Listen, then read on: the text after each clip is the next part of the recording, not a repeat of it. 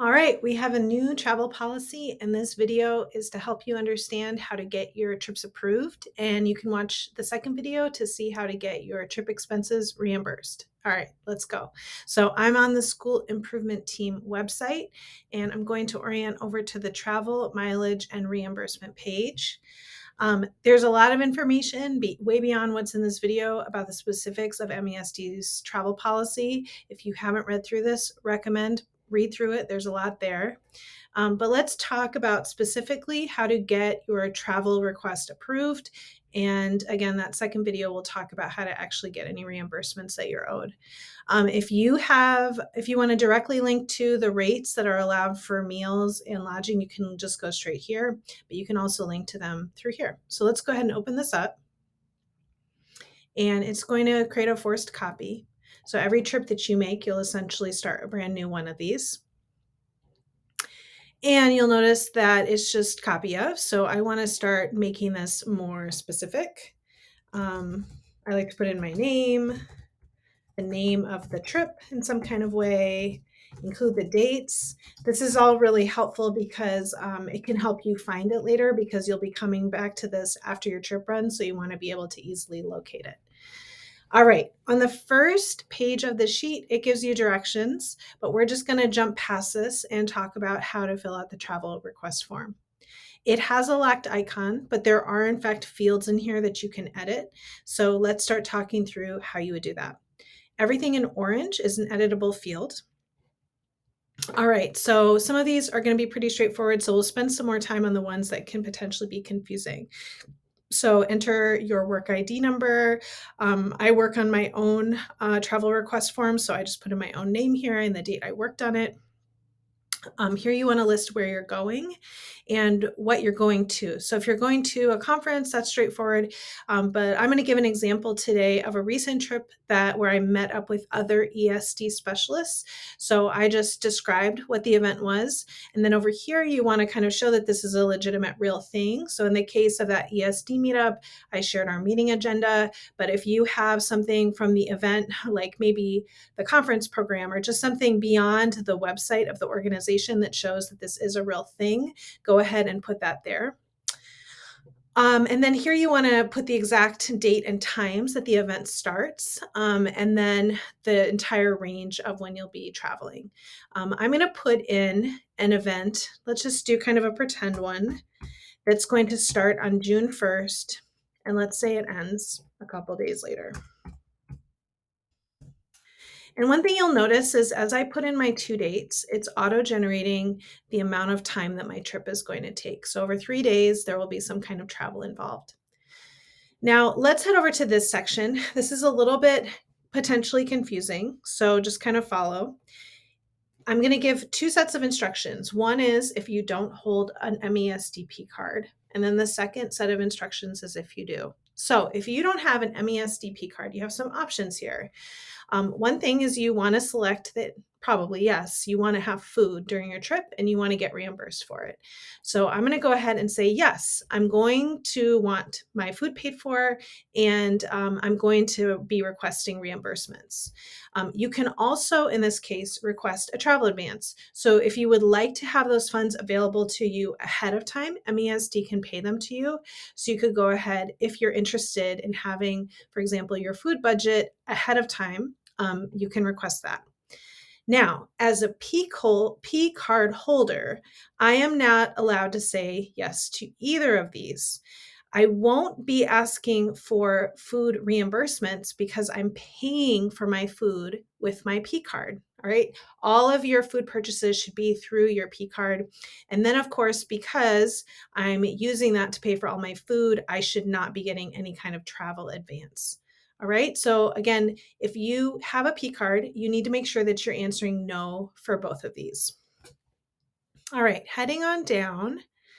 Let's go ahead and start seeing how does this lodging section work. So GSA is referring to the government rate that you're allowed to spend on a hotel. If I click this open, I can now select anywhere I'm going and what year I'm traveling and all that stuff. But let's say I'm doing travel within the state of Oregon. I'm going to give a specific recent example so we can go into the details. But as you can see, you can search for anywhere in the country. And then I'm going ahead and hitting finding rates. I'm not worrying about a particular city. And you'll notice that what it does is it brings up frequent areas of travel and then counties.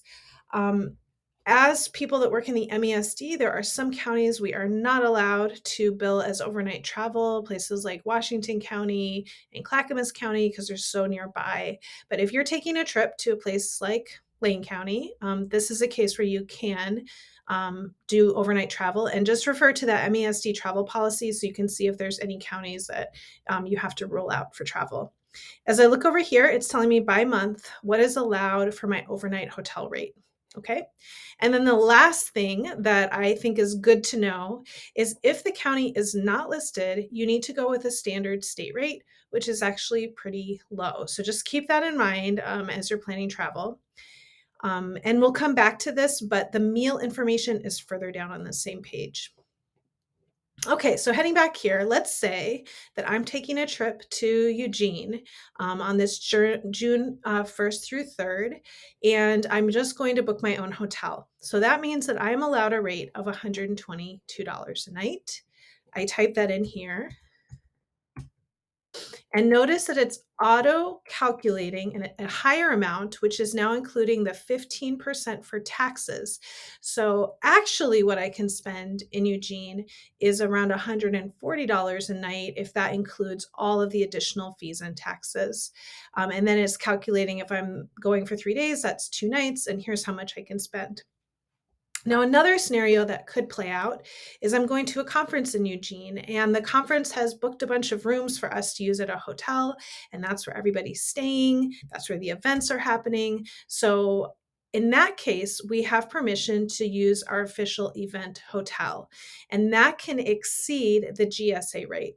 So, let's say that that place that everybody's staying is $200 a night. So, it'll go ahead and do the same work for me. All right, heading down here, these prepaid expenses. So if where you're going costs money to register, go ahead and enter that. You can record airfare, how much you're paying for your rental car, all of that kind of stuff. And scooting down here, you can now see that this is the place that you're going to say, where are we billing this to? And go ahead and put in the name of the account. These are all of the sort of prepaid costs. Now, heading here, these are the things that you won't 100% know until it really happens. So now we're going to talk about how to handle the cost of meals. So in this case, I am going to be charging all of my food to my P card as a P card holder. So I'm actually not going to be reporting any of my food here. That's going to be handled separately. But if you are asking for a per diem allowance, let's go ahead and see how that would work. So I don't have a P card. I'm just going to use my own personal credit card. I'm heading to Eugene for a few days. How much can I spend on food? Look over here, and this says that $64 a day can be my food total. And if we break it down by meals, this is how much I can spend. All right, so heading back here, I'm going to put in this daily rate of $64. And one thing it's automatically calculating, because I have some partial days on either side of my one full day, is how much I can spend on those other days for a food total of $160. Now, let's say the conference I'm going to has one dinner that everybody's attending and it's part of your registration fee. So if there's something part of the event that you're going to where a meal is already covered, you're going to subtract that out of the meal budget that you have. So let's say again, one dinner is getting paid by the conference. So in Lane County, my dinners can be up to $29.